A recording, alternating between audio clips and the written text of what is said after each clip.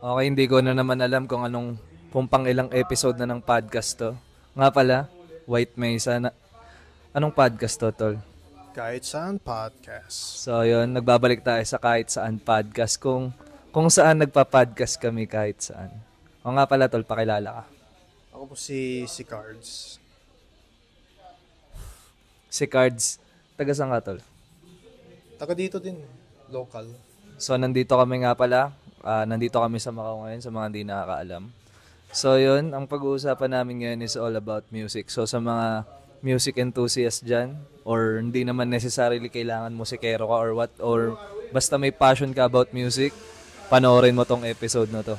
So, yun, ganong kang katagal ka na nag-music, tol? Mga around 2 years. Mga around 2 years. 2 years ka pa lang nag-music? 2 years lang after I graduated college. Pero I mean, like, even before nung, let's say, bata ka, ano yun, nag-music ka na? Nagmi-music din. Yeah, nung bata pa ako. Pero ano lang, for fun lang. Kumbaga, nagseryoso ka na lang nung, yun nga, Yeah, 2 years ago. 2 years ago lang. Ayos. Kasi, guys, kung mapapakinggan nyo yung mga music ni Cards, grabe, parang, kaya nagulat ako ngayon kasi hindi nyo i-expect na 2 years pa lang siya nag-music talaga. So, anong ginagawa mo sa music mo, tol? Like, ano ka? Like producer, A musician? producer-minded, ano siya ako, songwriter. So, ano yun? Lahat ikaw din talaga? Ako din talaga. As in DIY? Like DIY. I don't give a shit. So, paano yun? Halimbawa, anong klaseng ng music ang ginagawa mo? Mga ano din, indie rock, indie pop, post-punk, new wave. Yun talaga ang genre mo? Ito talaga genre ko. So actually, kailan ko lang nakilala si Cards. Talagang recently lang rin kami nagkakilala. I think So, it's for a week or something. oh yun, last week yun. Last week. Last week lang kami nagkakilala. Dito rin sa Joker's Barbershop. So usually itong lugar talaga na to, makikilala mo yung iba't ibang klase ng tao dito sa shop. So yun nga, nung first time na nakilala ko nga tong si Cards, nagparinigan kami ng mga kanta namin, nagsalita kami ng mga kanta. Kaya nagulat din ako ngayon na 2 years ka pa lang pala nagmu-music talaga ng seryoso. Kasi yung tunog mo, tol, as in parang feeling ko ginagawa mo na to way back like 10 years ago, parang ganun eh. Pero way back, ano na ako I did play naman music, pero laro lang. Also, sa phone nagagawa ng music. Tapos yun nga, tol, paano yun? Anong creative process mo pagka gumagawa ka ng music? Like, saan ka nagsisimula muna? Sa melody talaga. Melody. Oo. Mostly melody or chords dun sa utak ko. And then talagang tinitipa mo lang din, talagang kinakapa mo lang din muna. Oo. Minsan nga, mostly sa guitar ko, hindi ko alam what I play. Bigla lumabas yung idea. Tapos i-record ko sa phone. Tapos yun na. Tapos tsaka mo siya babalikan. Babalikan Parang mo. so paano yun, halimbawa? Like, so basically, nagsisimula ka sa melody and then gagawa ka na ng instrumental. Yes. Gawa mo na lang instrument. Di naman lahat ng arrangement. Kahit simple lang. Then the last, I would put lyrics on it. Last ka na mag-lyrics. Yeah. Kasi may mga kilala ako na like may mga sa studio ng tropa ko sa Pilipinas, may mga nagpupunta na sa studio na buo na yung lyrics nila tapos na lang, parang tsaka pa lang gagawa ng instrumental tapos doon pa lang parang i-arrange. Which is para sa akin, ewan ko, sa part din ng producer ko, parang ang hirap niya gawin. Kasi parang, alam mo yun, usually kasi, di ba, art yung songwriter ang mag-a-adjust dun sa instrumental. Oh yeah. Parang ang bigat gawin nung yung producer or yung instrumental yung mag-a-adjust dun sa lyrics, di ba? Parang hirap gawin nun. So, yun. Tapos, paano naman yung mo, tol? Like, saan ka kumukuha usually ng inspiration when it comes to lyrics? Ano ba yan? Like, real life shit? Or minsan, like, sa napapanood mo, ganito, ganyan? Minsan, what I observe sa life ko or sa labas, like society.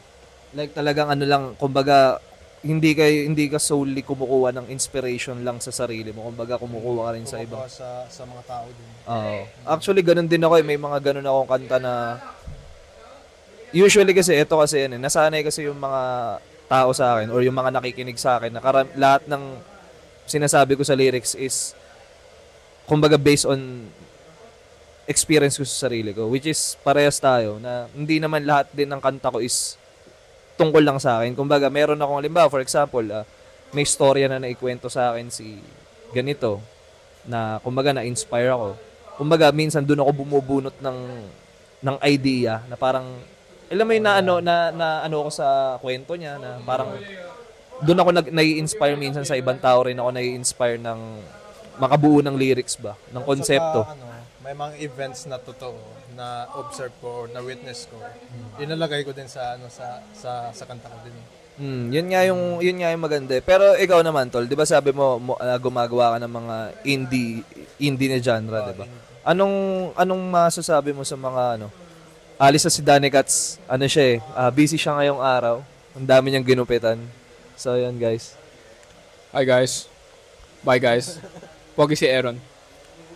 God damn, that's my cousin right there. Yes, sir. Nasaan ako? Ginulo tayo ni Danny Katz. Ano yung tanong ko? Ba? Yung inspiration. Ay, sa indie. Sa indie. Ayun, yun pala. Anong masasabi mo, like, di ba, recently, ang dami ng klase ng subgenres, kung tawagin. Ay, hindi ko siya tinatawag na genre eh. Usually, yung mga lumalabas sa tunog ngayon is more on subgenres siya ng mga main genre, kung tawagin. Let's say na lang sa recently na nakapakinig ka na ba ng drill? Oh, yeah. Anong Kasi masasabi ako, mo dun? Even though trip ko ang indie, I listen to any kind of music. Same. Same, di ba? Kasi the more you listen to music, the more you, marami kang ideas. Actually, ganun din ako. Di ba, noon narinig mo nga yung mga ibang kanta ko. Kumbaga, hindi ko nga masabi kung ano yung genre ko. Basta alam ko, OPM ako. Pero kasi, yung tunog ko kasi, bawa yan. Minsan, may time ako na nakikinig ako sa mga heavy metal, sa mga rock. Kumbaga, bumubunot ako ng idea na, ano kaya, kasi minsan pag, halimbawa, lalo, especially pag nandun kami sa studio, naghahanap ako ng tunog na sabi ko, meron pang tunog na bagay dito na hindi sa genre niya eh. Pero alam mo yung feeling ko magbe-blend in together nicely, parang ganun. So yun, experiment siya. Kaya 'di ba minsan meron ako mga track na akala mo parang totally OPM siya, jazz, pero bigla magsi-switch up ng parang ba't ganito? Oo, parang ganun. So walang growl. Wala naman. Hindi, I mean, why not? Depende kung ano yung nire-require ng kanta para sa akin. Na kung yun yung kulang niya for me, why not? Lagyan natin, sige, try natin. Kasi doon naman na nag-grow ang music eh. Parang sa lang din yan, parang sa sports, 'di ba? Hindi mo pwedeng sabihin yung laro ngayon is i-compare mo sa laro dati. Let's say sa basketball, 'di ba? Hindi mo siya pwede i-compare kasi yan eh, ang mga gantong klase ng larangan ever growing yun eh. Kumbaga lang yan, sabi nga ni, sino ba nagsabi nun? Yung change is inevitable. Basta ewan ko kung kanino ko narinig yun. Basta, kung sino man yung nagsabi nun, shoutout sa'yo, gustong gusto ko yung quote na yun. So, ayun tol. Bukod doon tol, anong nakikita mo sa music mo? Like ngayon, di ba, ano bang projects mo ngayon? Yung projects ko, mag-release ako ng single called Loser Boy this coming Friday. Abangan niyo yan, this coming Friday. This coming Friday sa YouTube, SoundCloud, and Bandcamp. Okay. Wala ka Spotify? Wala pa nga. Ano ka, send lang kita mamaya ng distributor. Maganda yung distributor. Try mo yun. Lang yun, mura lang yun for a year. DistroKid ba? DistroKid ako eh. DistroKid yun. Shoutout sa DistroKid kung meron mo makakaano ng someone from DistroKid dyan. Baka naman. Bukod sa upcoming album mo, like, ano nakikita mo sa music mo, like, let's say, 5 years from now? 5 years from now, meron na ako vision, in the future, na every album, tunog iba kaysa... Kumbaga, ilalabas mo dun yung, kumbaga, different personalities mo, parang Hindi lang personality, pati taste. Na, flexible ka sa sa music. Piling ko second album, may konting electronic, may konting funk. May na ako. Ako kasi actually yan yung, hindi naman weakness, pero feeling ko kasi, hindi ako makapag-commit sa album. Parang feeling ko kasi, like, gano'ng katagal mo trinabaho yung album mo? I would say 6 months, but it ended up 8 months. Kasi yung 2 months parang magulo yung isip eh. Parang gusto ko magandang timpla ng kanta. Actually, yun nga yung naisip ko, kaya siguro may mga artist, lalo na yung mga big household names na artist. Kaya siguro, inaabot sila minsan ng 2 years bago makapaglabas ng album. Kasi May talagang, mga 10 years nga eh. oh, di ba may mga 10 years? Yeah. Kasi nga, ang hirap. Kasi ako kaya sinasabi rin sa akin ng producer ko na gumawa ka ng EP, gawa ka ng album. Alam mo yung pagka para akong nalulula, parang feeling ko parang hindi naman nakakatakot gawin, pero parang feeling ko grabe yung i-require niyang oras sa akin. Oh, yeah. Ngayon, hindi ako makapag-commit kaya usually ang nilalabas ko lang puro single lang. Ganon, puro paisa-isa lang. Kasi parang, yun nga, pag gumawa kasi ng album, parang, ewan ko, kailangan kasi somehow yung album mo merong iniikutan na konsepto eh. Yeah. Like, hindi ka, lumabas ka man dun sa konsepto, pero kailangan magta-tie up siya. Usually kasi ibang album, di ba, storytelling pa nga eh. Yeah. Parang yung sa, yung kay Kendrick, yung Mr. Moral and the Big Steppers, di ba? Pag pinakinggan nyo yun, parang akala mo hindi siya konektado, pero lahat yun, iisa siya ng concept na iniikutan. So, yun yung kinakatakot kong mag-commit na parang feeling ko, pag nagsimula akong gumawa ng album, parang hindi ko siya kayang tapusin. Sa ngayon, kumbaga sa lifestyle ko ngayon, tsaka syempre, busy tayo, may work. Kumbaga parang hindi ko kayang maupo at gumawa ng album na Pero I'm trying to stay consistent, especially ngayong taon, na kung kaya kong mag-release ng kahit every other month or every 2 months, let's say. Yun yung ini-aim ko ngayon. Sana nga ngayong taon makapag-release ako ng 5 to 6 tracks eh. Or ano kaya? Kasi trending kasi na yun na mostly released by singles na hindi albums. 'Di ba? Trending na yun kasi, 'di ba? Singles ka. Singles lang. Kasi usually yung naglalabas ng album, yung talagang yung kumbaga nakatagos na sa mainstream eh. Kumbaga, yun na yung time nila. Kasi actually, isa rin yan sa wino-worry ko. Kasi actually now, syempre, wala pa naman ako talagang totally fan-base. Fan-base kung tawagin eh. Wala pa naman ako nun eh. So, yun lang rin ang wino-worry ko. Kasi alam mo yung ayoko ring sayangin yung energy ko mag-construct ng album. Tapos, kumbaga, let's say, isang track lang yung mapapakinggan. Kasi usually, ganun eh. Mga naglalabas ng album, di ba?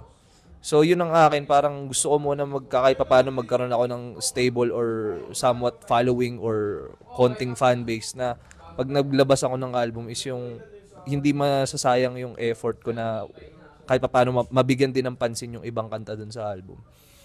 Kasi usually ganun eh, yung ibang album na lumalabas parang napapakinggan lang, as in talagang yung napapakinggan lang, mga 3, 4, ganun. Out of 12 tracks.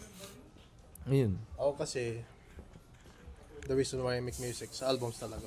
Kasi I grew up really listening to albums. Mula nung high school pa ako. Albums talaga ako. Talagang nagli-listening party ka mag-isa. Listening party. Hindi naman necessarily. Hindi, I mean yung term ko lang parang Hindi gano'n. naman because of the lyrics. Kasi lyrics actually my weakness eh. May mga lyrics na doesn't make any sense. Na wala siyang meaning. I just parang bahala anong random words lang na nilagay ko. Meron din sa mga songs ko din. Ikaw naman, anong writing style mo? Writing style?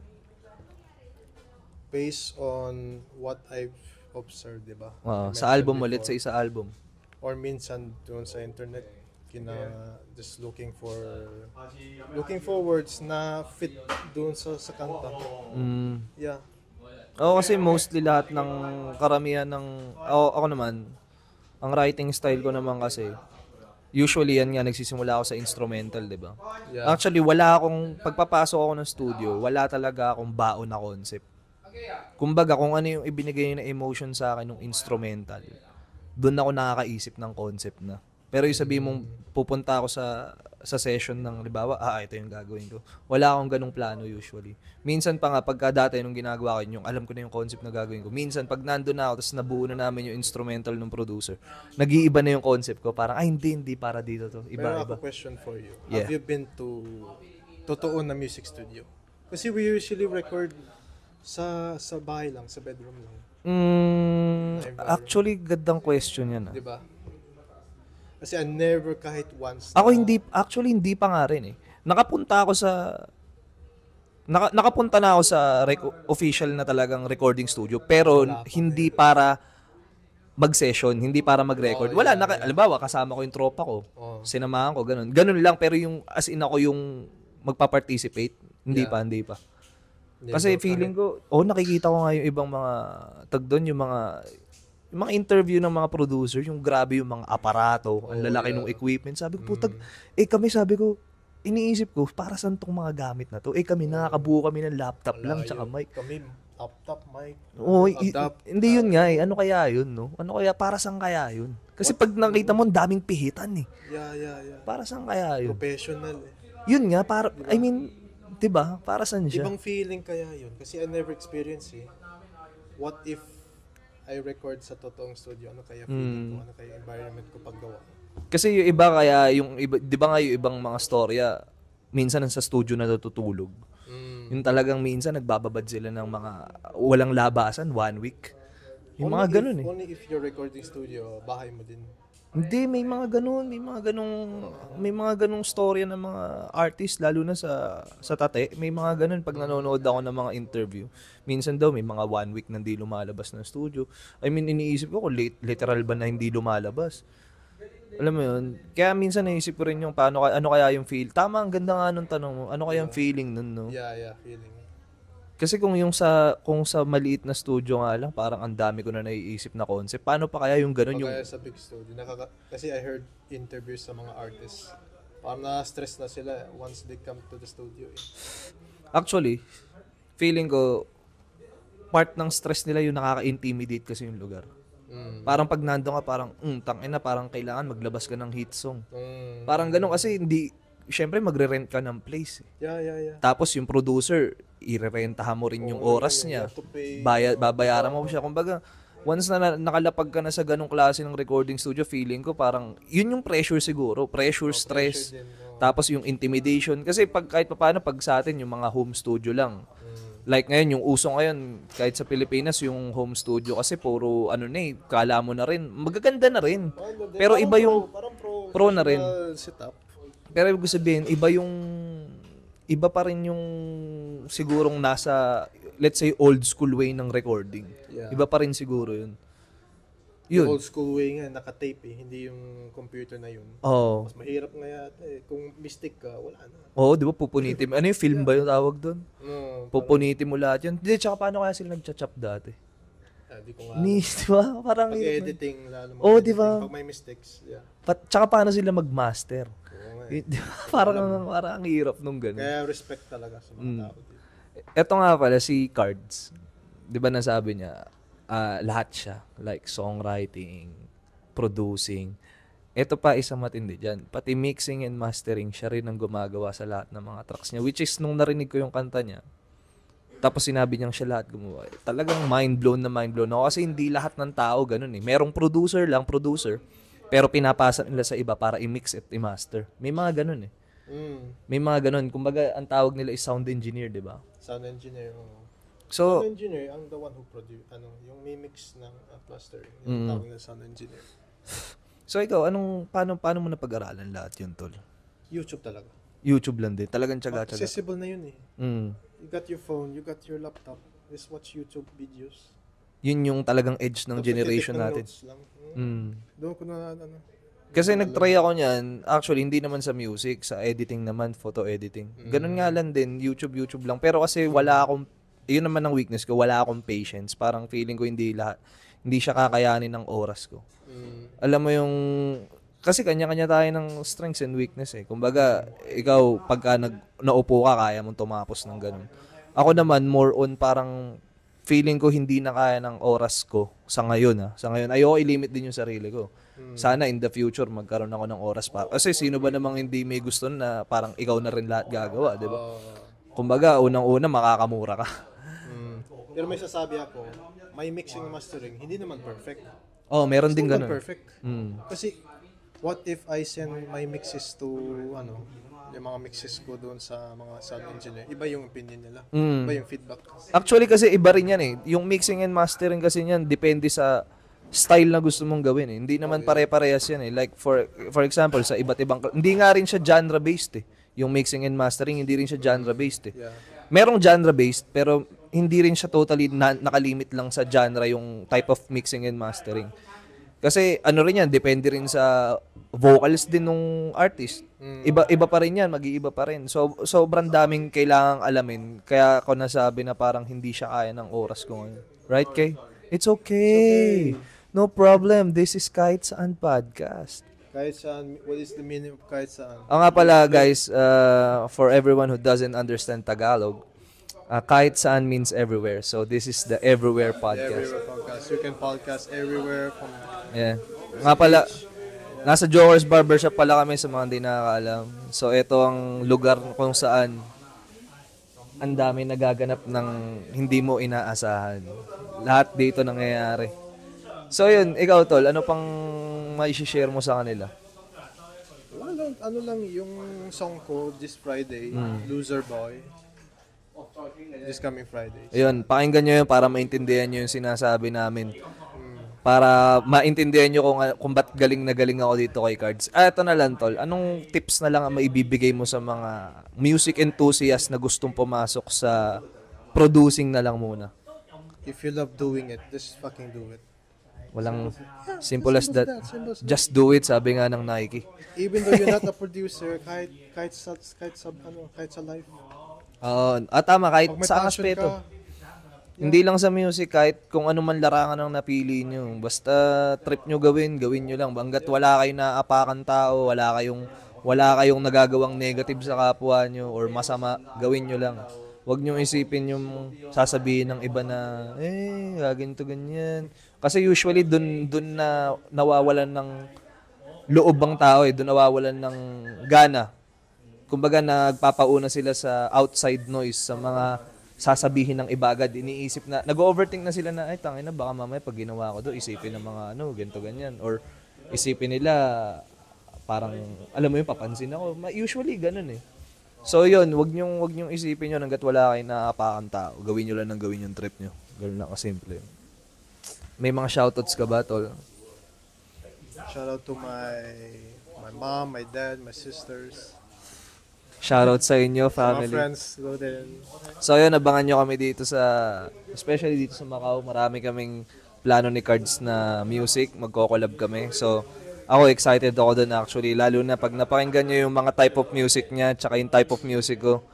Hindi siya completely same, pero meron kaming common ground na natagpuan kung bakit magko-collab kami dalawa. So yun guys, maraming salamat sa panonood sa Kahit Saan Podcast at hanggang sa muli.